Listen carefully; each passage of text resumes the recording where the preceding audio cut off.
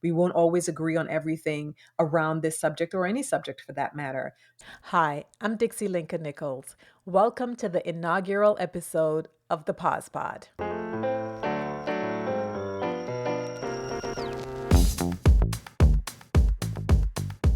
Thank you so much for being here. I am so happy to have you listening in on the Pause Pod.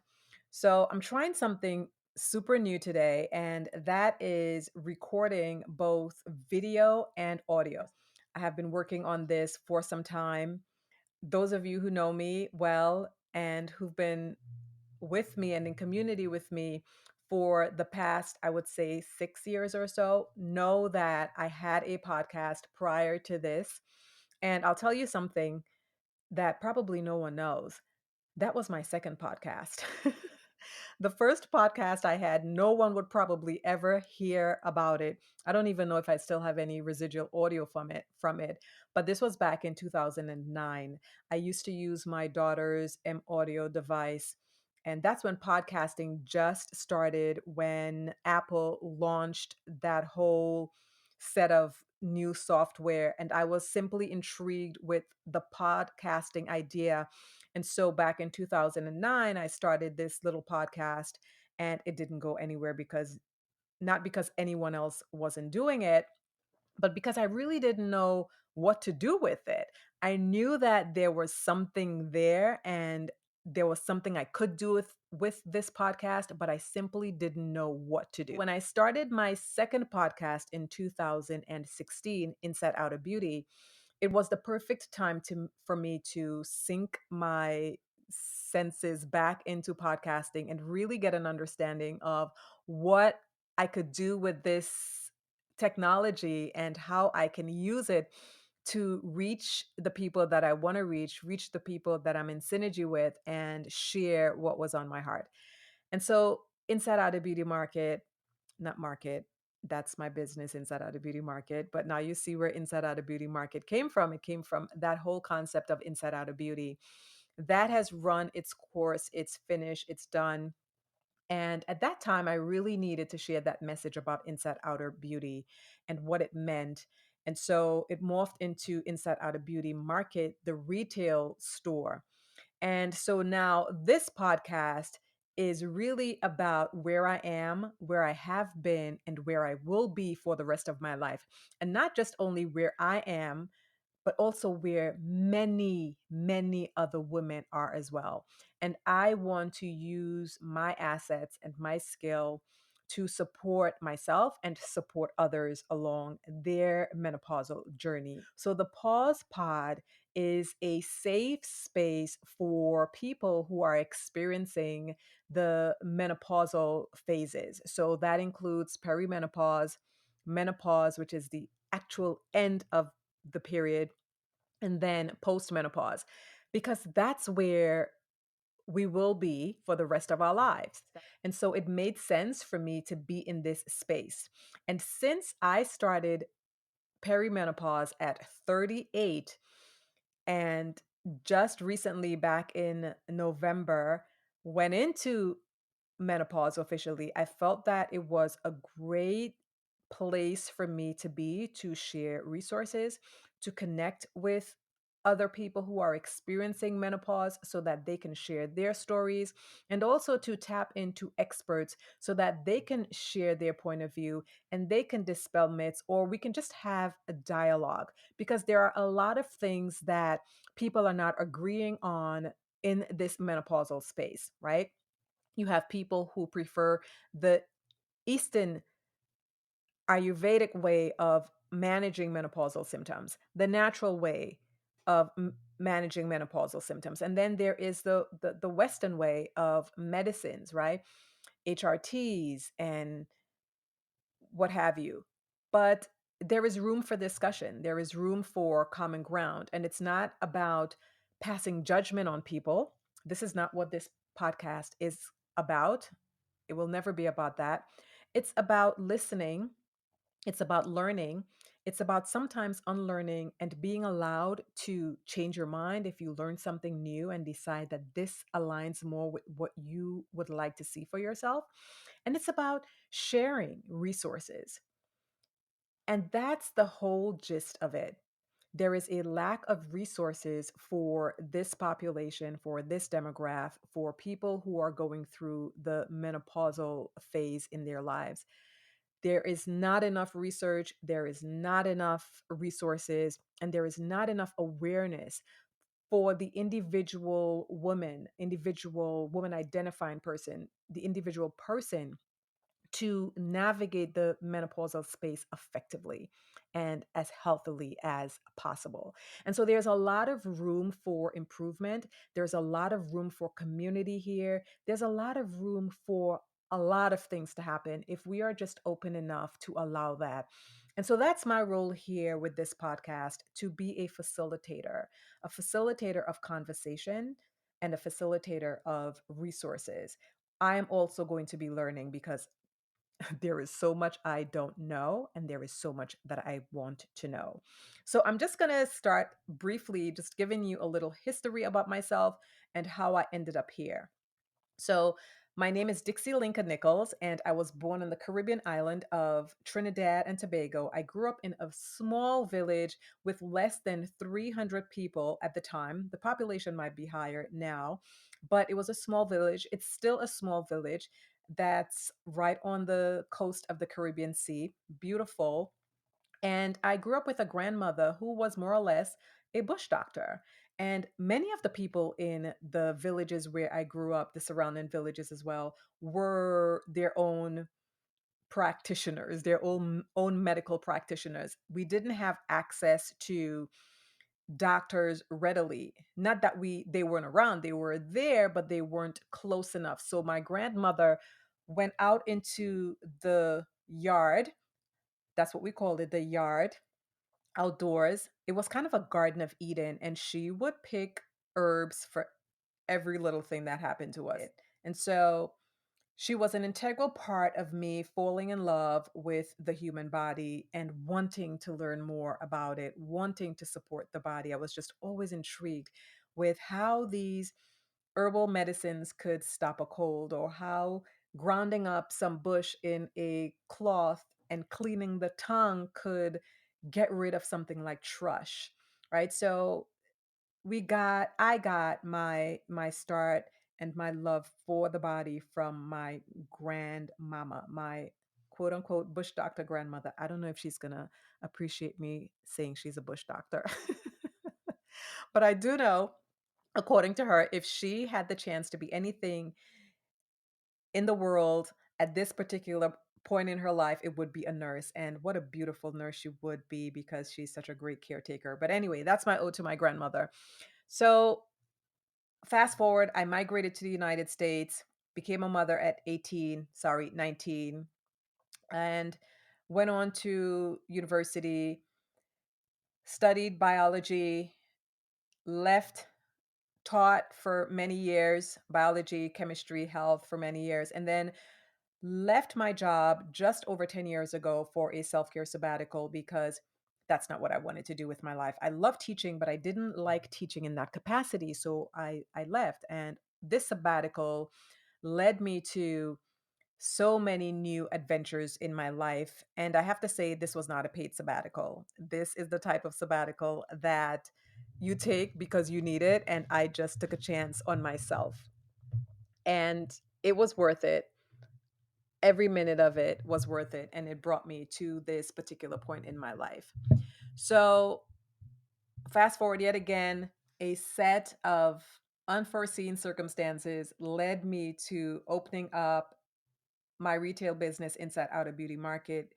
I basically learned about the disparity in the beauty space, and the fact that Black women are who are the biggest spenders are being marketed some of the most harmful toxicants for their beauty and wellness needs.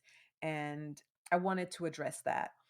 I wanted to address it because what we put on our skin directly affects our bodies. Some of it gets absorbed into our skin, into our bloodstream, and can do harm. I firmly believe that. I know that studies have shown that a lot of the things that we put on our skin end up in our bodies somehow, sometimes in our breast tissue and other tissues in the body, and that can be dangerous. So I wanted a business that really addressed that problem, and one that curated toxic and free beauty, wellness, personal care, and household care products that supported the body inside and out. And so that's how Inside Out of Beauty Market happened. Now, how did the Pause Pod happen? Well, one thing usually leads to another if you allow and if you lean into it and if you look at the signs and you are receptive to the signs. And the signs said to me that you need to be talking about this because you've experienced it, and you experienced it in such a jarring way that I understood there were many other people who were experiencing it the same way in silo. And initially, I experienced perimenopause in a silo. There was no one. There was no one to talk to. I didn't realize that I was going through perimenopause, which I started, by the way, at 38. So at 38, I started bleeding very heavily. I also started, my period started to fluctuate, heavy, light, painful. I never had those issues before with my period. And I found it very strange. And so that was at 38. At 40, I was diagnosed with uterine fibroids. And so I was like, whew, cystic acne up and down the jaw. I mean, it was just insane. And I knew something was going on internally that needed to be addressed. So one of the things I decided to do initially was have my uterus removed because the pain with the fibroids were just too much. Now, the fibroids were not growing, they never ever grew. They measured them, never ever. They were the same size all the time. And my doctors kept telling me, well, that's the reason you're bleeding so heavy. That's the reason the inconsistent bleeding is happening throughout, your period now. It's a new thing. It's okay. It's the uterine fibroids. I don't doubt that it was partially, but it was also because I was in perimenopause. It was also because that's what happened. I went to my GYN at the time, and we spoke about having my uterus removed. And 2 days prior to the surgery, I went in to pick up some medicines that I had to take in preparation for the surgery. And I was nervous. And she said to me, I said to her, I'm nervous, this is giving me angst. And she said, well, I don't know why women are so attached to their uterus, especially if you're not going to have any more children. She said that. A woman doctor said that to me. She didn't even blink an eye, and I felt myself shaking. I could not believe this woman said this to me. And I said, okay, I'll see you in 2 days for the surgery. My husband was waiting downstairs. I went downstairs and I was visibly shaken. There was tears in my eyes, and he asked, what's wrong? And I told him what she said. And right then and there, I made up my mind that I wasn't going to have the surgery. I said, I'm not going to do it. Maybe I'll have it with someone else, but I'm not going to do it. But I also made a decision a few days later to approach this my way. This is not everybody's way. It was just my way. I'm going to tap into my health. I'm going to give my body what it needs. I'm going to pay very close attention to what I'm putting inside my body, outside my body, on my body, and give myself a chance to heal. Let's see if that works. Let's tap into granny here and see if this thing is going to support me. This way of living is going to support my health and wellness. And so I got to it. I changed my diet, I changed my entire lifestyle. The acne went away eventually. Eventually, a couple years later, 2018, I started having tons of pain. I went to the doctor, and the doctor said to me, the ER actually, and they said, well, we don't see anything wrong with you. The only thing we see is your fibroid shrinking and they are degenerating. And so that means that it's had its life cycle and it's leaving your body. And they were like, what are you doing? And I said, well, I'm just nourishing my body the way that I should. And that was it. I have a few more fibroids in my uterus. They don't bother me at all. The biggest one that was there shrunk, it went away. The others are still the same size. I think one or two of them have shrunk just a little. But now that I'm in postmenopause, I'm sure they are going to wither away and die. But the fact remains is it was during that period that I began to understand what perimenopause was, what some of the symptoms were. I was having heart palpitations, little headaches were coming on.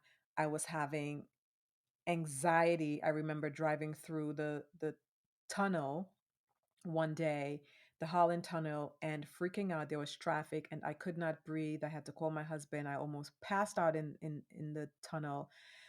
Got myself to the other end, stopped the car at the end of the tunnel, jumped out, and just gasped for air. I was literally having what they call air hunger. And that's this feeling of not being able to breathe and having to take these deep breaths to like bring yourself back to whatever it is you felt you were missing. It's kind of inexplicable, but you'll know if you are suffering from air hunger. You just have a feeling for deep breaths to bring oxygen into your body. You almost feel like your body is being deprived of oxygen. And so those were the early signs that I was experiencing perimenopause. Doctor, no one said anything. I told her about it. Didn't dawn on her that that's what was happening at the time. And so I had to figure all of this out myself. Through my research, I started talking to my older friends who went through menopause, who were in postmenopause. I started talking to my grandmother and my mother and asking them, what did you go through? Did you have any symptoms? What were they like? My grandmother really couldn't help because she said, I never had any menopause symptoms.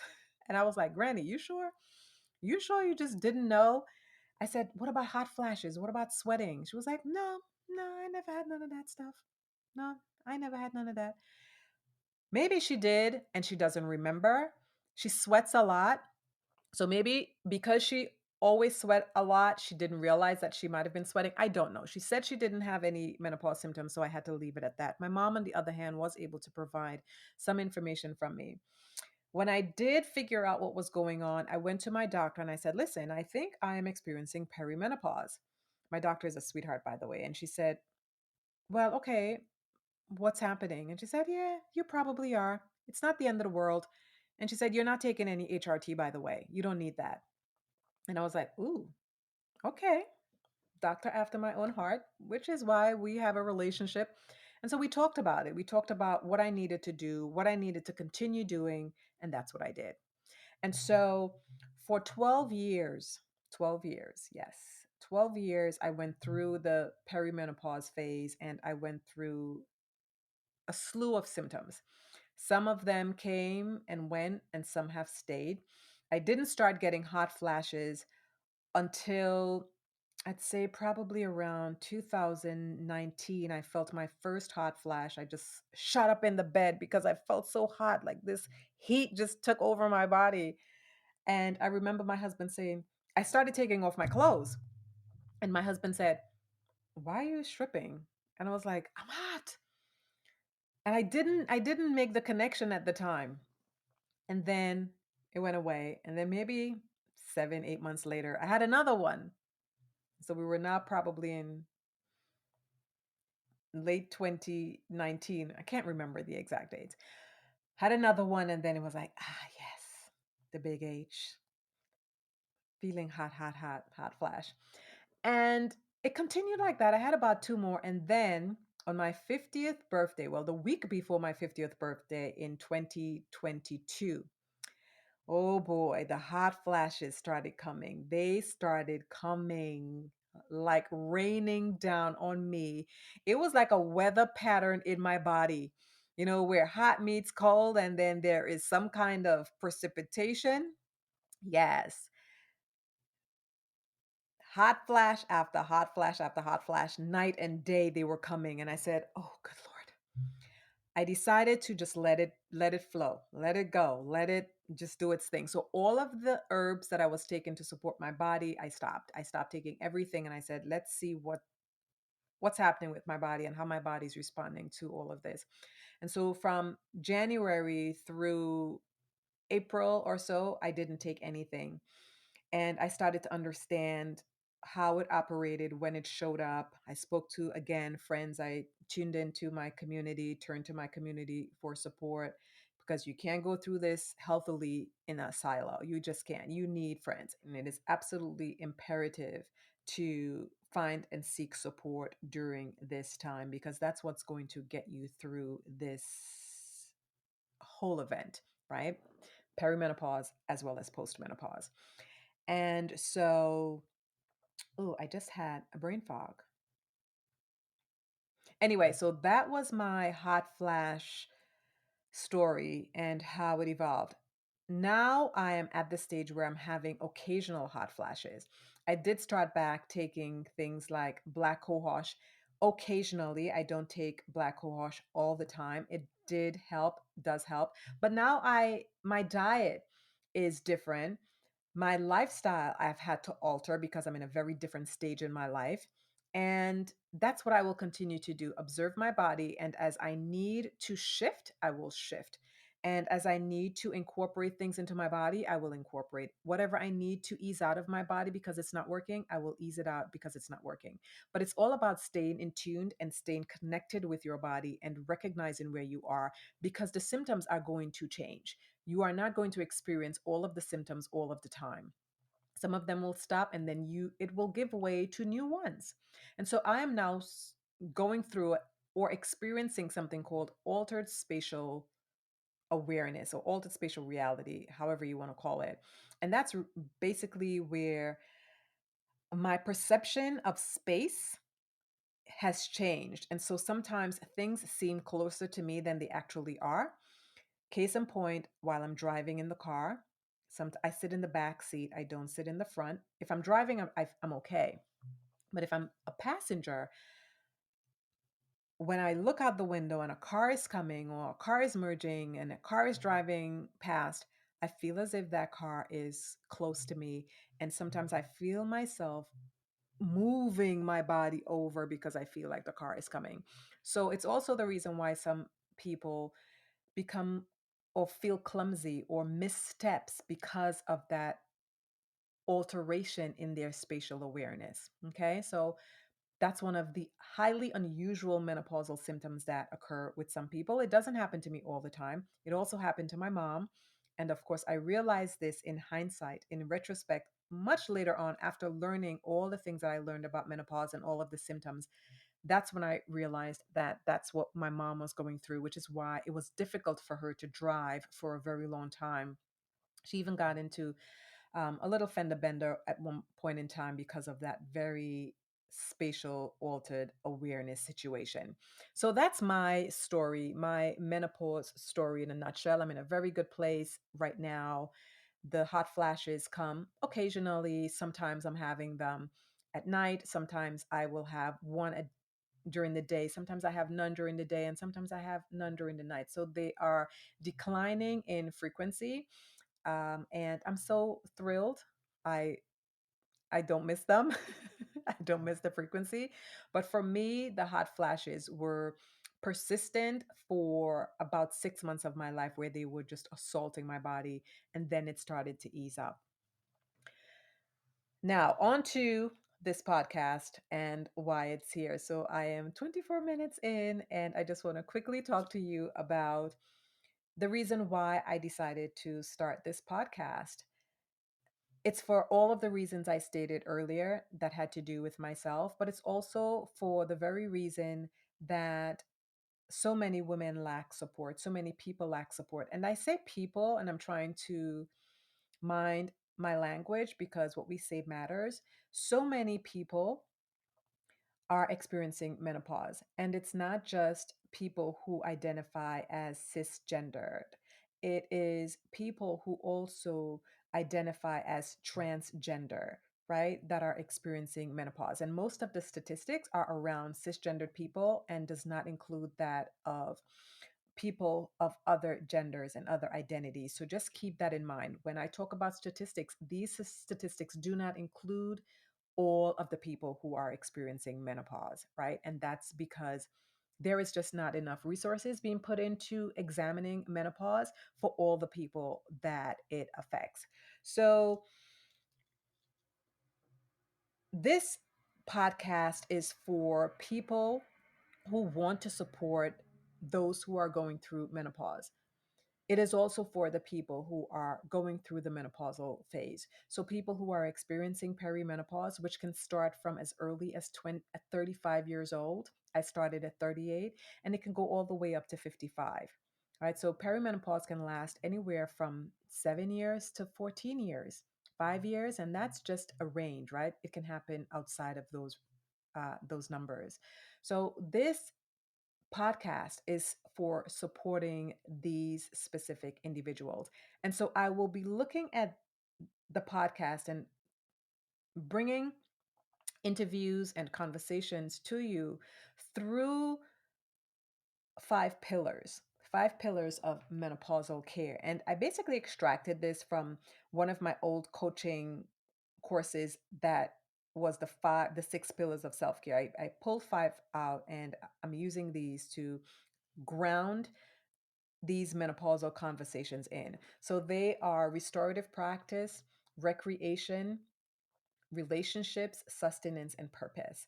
And I chose these because utilizing all of these areas can really give you a holistic approach to managing and navigating menopause.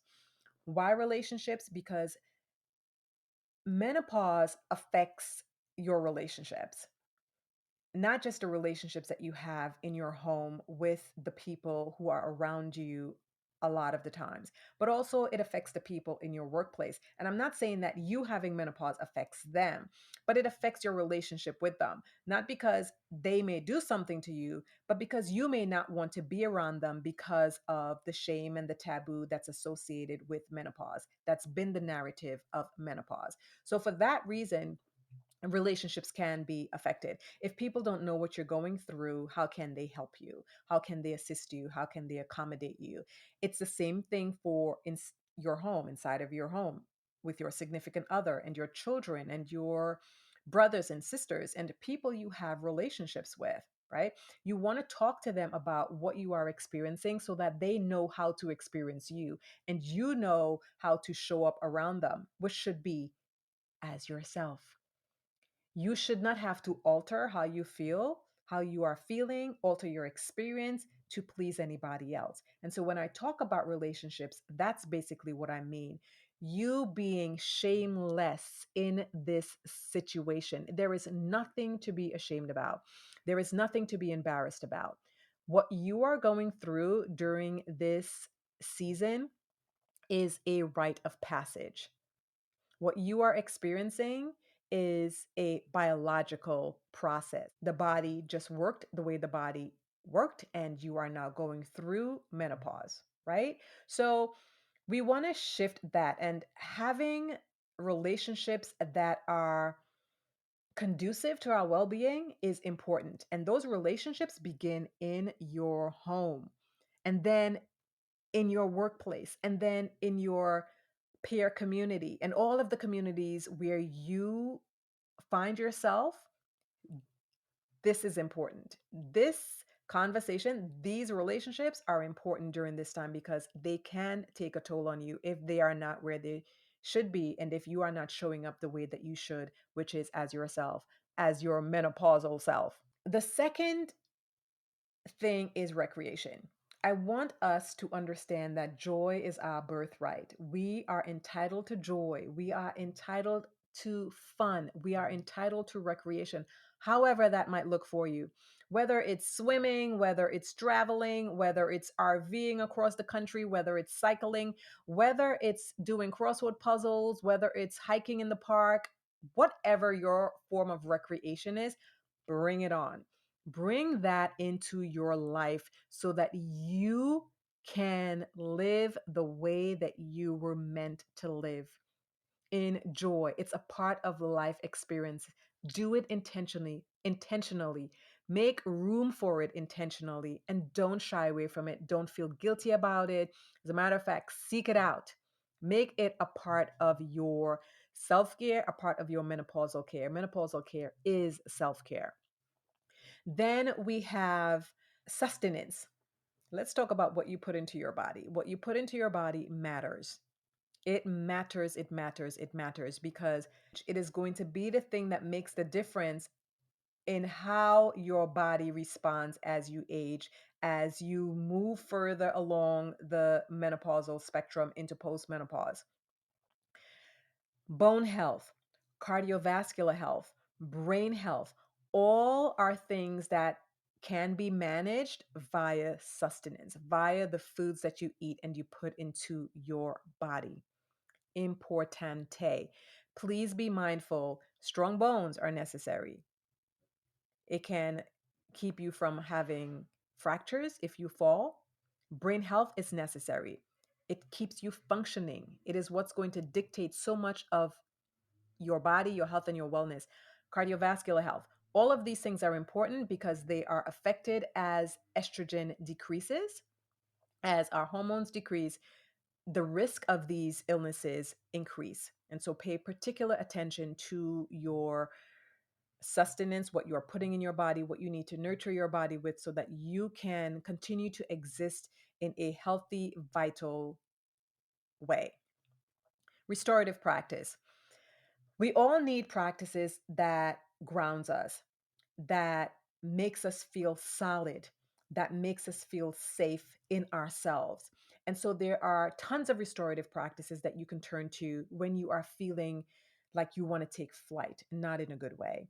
When you're feeling like you are levitating, like your feet is leaving the ground and you feel unsteady, there are practices that we can incorporate into our daily lives to bring us back down on the ground, root us, and firmly keep those roots in the ground so that we can feel steady and safe.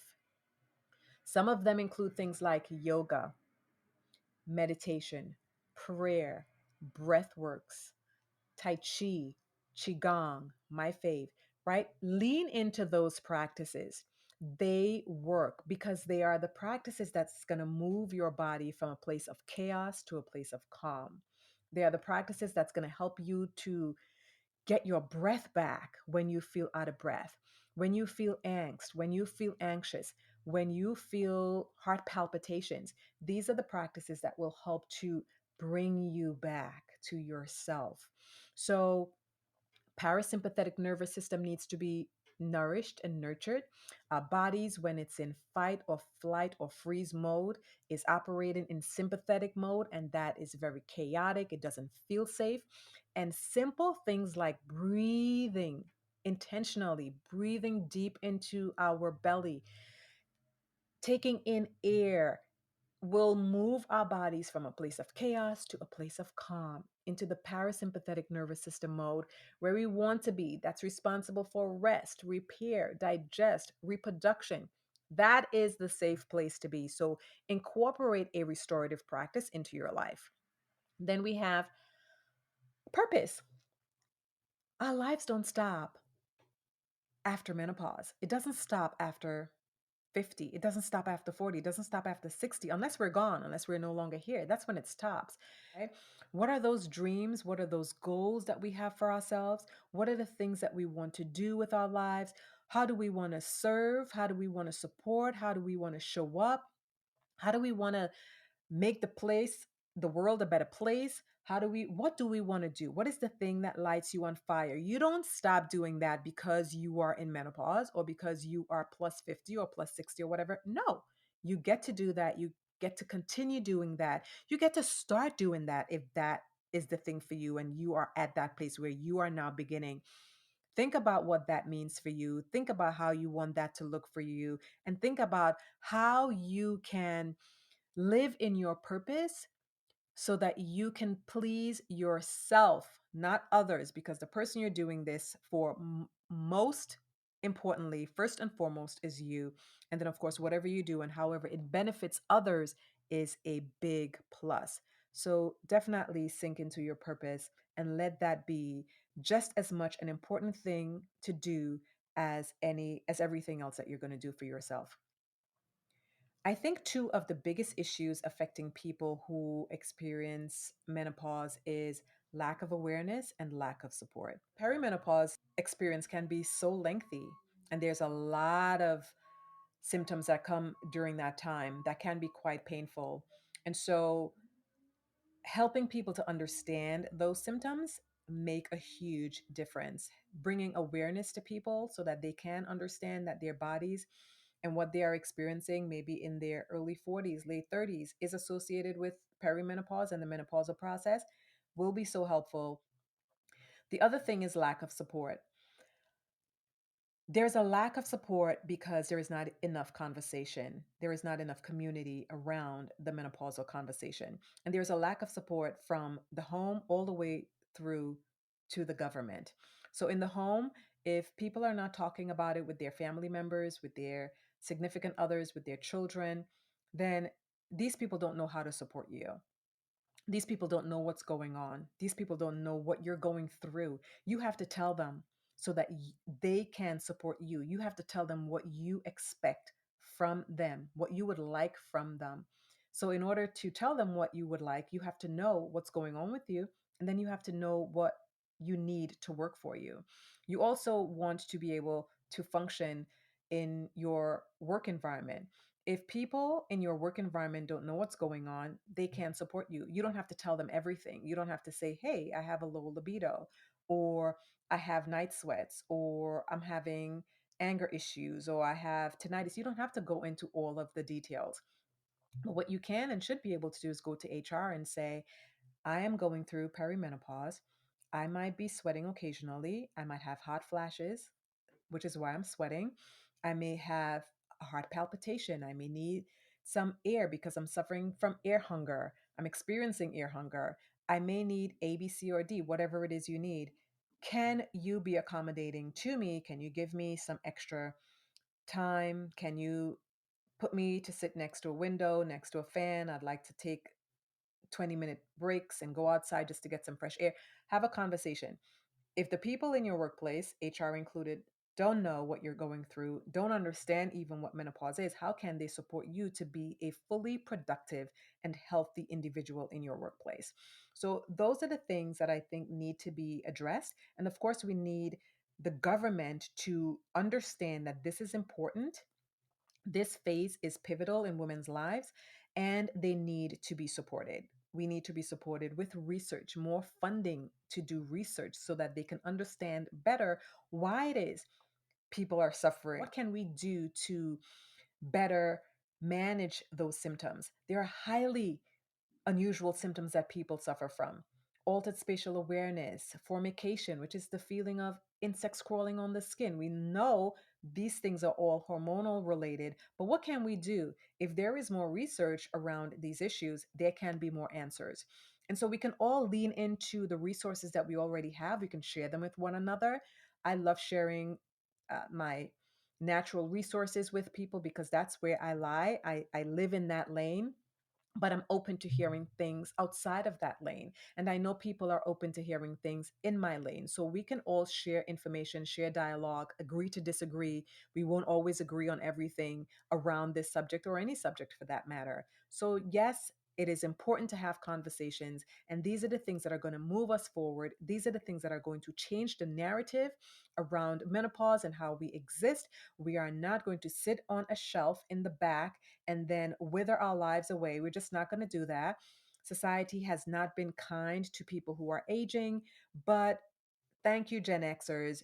And some of the baby boomers are out there booming and XXing and saying, hey, we're not taking that anymore. We're showing up differently because we want to exist differently. We want to exist as ourselves. We want to bring our full selves into the picture, and we want to pave the way for the generation behind us and then have them do the same thing for the other generation. So the onus is on us to redefine what this stage, what this phase looks like. And that's what the Pause Pod is about.